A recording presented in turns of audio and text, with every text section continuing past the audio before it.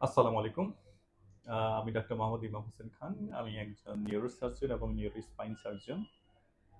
তো আজকে হচ্ছে আমাদের একজন আ সম্মানিত রোগীর অপারেশন পরবর্তী ফিডব্যাক নিয়ে আমরা আপনাদের সাথে একটু আলোচনা করব।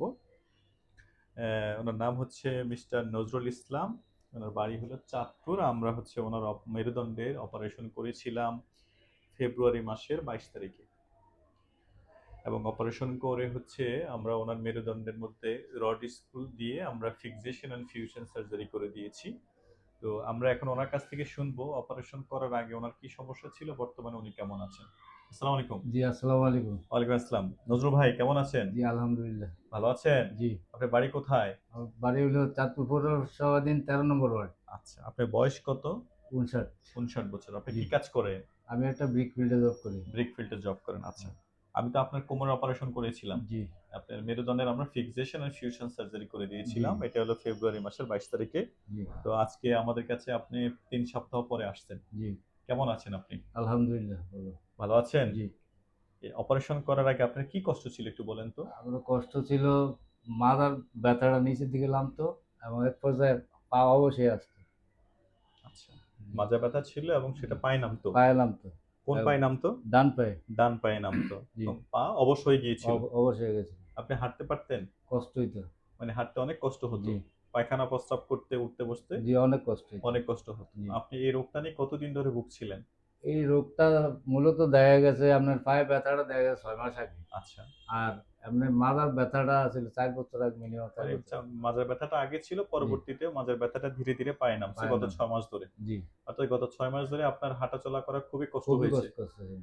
আচ্ছা, আত্মীয়ের মাধ্যমে আপনার কাছে আসছি আচ্ছা। আরকি। তো এই যে আমার কাছে আসলেন, আমি যে আপনার অপারেশন করলাম, আপনি কি আমার চিকিৎসায় সন্তুষ্ট? আলহামদুলিল্লাহ। অপারেশন করার আগে যে কোমর ব্যথা এবং পায়ের যে ব্যথা ছিল, পায়ে যে অবশ ভাব ছিল, সেগুলা কি আপনার ভালো হয়েছে? ইনশাআল্লাহ আমি আগের সেই ৪ বছর আগের মতো স্বাভাবিক জীবন মানে যাপন করতেছি। স্বাভাবিক এখন আপনি জি, আছেন। আপনি হাঁটা-চলা স্বাভাবিক করতে পারেন? স্বাভাবিক করতে পারি। একটু হেঁটে দেখান তো আমাদেরকে। হুম। আবার সমস্যা হয় না। হেঁটে আসেন। জি, আচ্ছা, আচ্ছা। দেখি ঘুরেন। একটু ঘুরে আমাদেরকে একটু অপারেশনের জায়গাটা আপনি একটু দেখান তো। হ্যাঁ।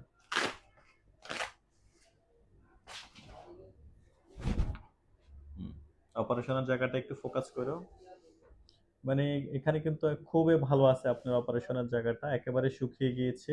আলহামদুলিল্লাহ। জি, এই ধরনের যে রোগী যারা আছে, যারা দীর্ঘদিন ধরে কোমর ব্যথায় ভুগছে এবং সেই ব্যথা পায়ের দিকে নামছে, পায়ে যন্ত্রণা হচ্ছে, হাঁটতে জি, পারছে না। এ ধরনের রোগীদের উদ্দেশ্যে আপনি কিছু বলতে চান? জি, বলেন, অবশ্যই বলতে কিছু চাই। বলেন আপনি। আসলে রোগ স্বাভাবিক জিনিস না। জি, জি। এই ধরনের কোনো সমস্যা হলে অবশ্যই স্যারের সাথে পরামর্শ করবেন এবং জি। যদি এই অপারেশন করার যোগ্য হয় তাহলে অপারেশন করে নেবেন। কোনো মনে সংকোচ রাখবেন না হুম, এবং সাশ্রয় মূল্যেই আপনার অপারেশনটা হয়। বেশি সমস্যা নাই। মনোবলটাই যথেষ্ট, আপনারা হুম, হুম, অপারেশন করে নিবেন। হুম, হুম। খুব সাশ্রয়ীভাবে আপনার অপারেশনটা আমরা করেছি। জি। একটা জিনিস বলি যে অনেকে মেরুদণ্ডের অপারেশন করতে ভয় পায়। কেন ভয় পায়? বলে যে অপারেশন করলে নাকি হচ্ছে পা দুর্বল হয়ে যায়, প্যারালাইসিস হয়ে যায়। তো না, না এই ধরনের আমি তো এ এই অপারেশনের ২৪ ঘন্টা পরেই তো অপারেশনের ২৪ ঘন্টা পর পরেই থেকে আপনি হাঁটতে পারছেন। হাঁটতে পারতেছি। বরঞ্চ আপনি আগে হাঁটতে পারতেন না। জি, অপারেশন করার আগে জি, কষ্ট হতো। কষ্ট হতো। আর আমরা অপারেশন করার ২৪ তো ঘন্টা পর পর থেকে পর আপনি স্বাভাবিকভাবে হাঁটতে শুরু করছি। হাঁটতে পারছেন। জি, ঠিক আছে, ইনশাআল্লাহ আমাদের জন্য আপনি দোয়া করবেন। জি, ঠিক আমার আছে? জন্য দোয়া করবেন। জি, জি, আসসালামু আসসালামু আলাইকুম। আলাইকুম।